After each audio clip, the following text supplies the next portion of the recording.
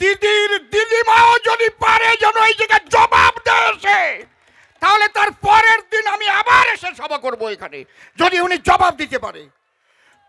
Principal act of citizenship 1955 2 clause B ধারাতে কি লেখা আছে?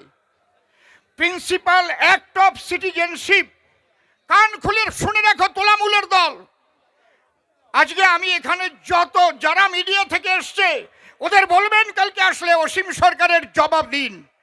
Principal act of citizenship 1955 2 clause B ধারাতে কি লেখা আছে উনি যেন বলেন।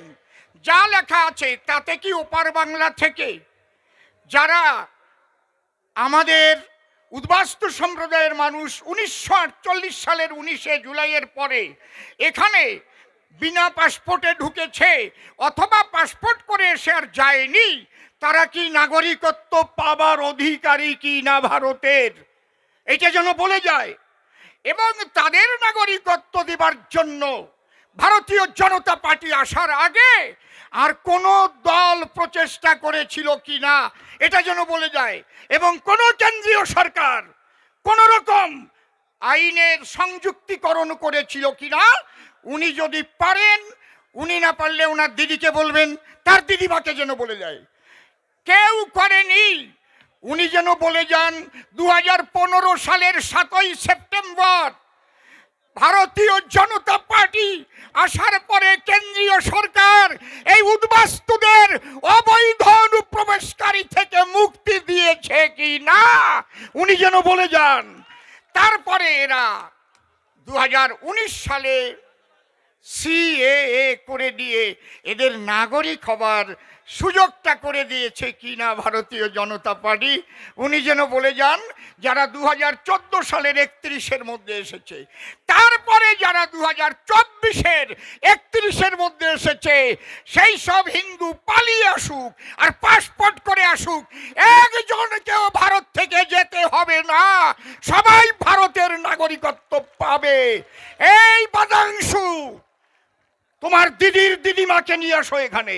আমি অসীম সরকার এক পাশে মাইক নিয়ে দাঁড়াবো, আমি প্রশ্ন করব, যদি ওনার ক্ষমতা থাকে আমার জবাব দিতে পারলে ওনার পায়ের জুতো আমি দাঁত দিয়ে কামড়ে নিয়ে এখান থেকে আমার এমএলএ পদ ছেড়ে চলে যাব।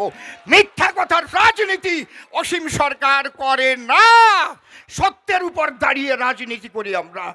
যা ভারতীয় জনতা পার্টি ওপার বাংলার মানুষের জন্য করেছে, হিন্দু, খ্রিস্টান, বৌদ্ধ, শিখ, জৈন, পার্সি, এই যে আমরা যারা ওপার বাংলায় ছিলাম, বিশেষ করে মতুয়া সম্প্রদায়, নমশূদ্র সম্প্রদায় থেকে আরম্ভ করে ব্রাহ্মণ, ক্ষত্রিয়, বৈশ্য যারাই ছিল এখানকার অবৈধ অনুপ্রবেশকারী, তারা 2024 সালের 31 পর্যন্ত যারা এসেছে কেউ আর অবৈধ অনুপ্রবেশকারী নাই। পুলিশের বাপের সাধ্য নাই তাদের অ্যারেস্ট করা, জিআরপির বাপের সাধ্য নাই তাদের ধরা। তাদের ধরে ধরে টাকা নিচ্ছিলে না। আমি চাকদা থানায় কয়েকজনকে ছাড়িয়েছি। শ্রদ্ধেয় অরিন্দম বাবু খুবই ভালো মানুষ, উনি বলছেন আপনি আমাকে একটু আইনটা পাঠান। বাড়িতে বাড়িতে গিয়ে তাদের ধরে নিয়ে যে বাড়িতে তারা ছিল তাদের পর্যন্ত বলেছে তোমাদের শুদ্ধ জেলে ঢুকিয়ে দেব।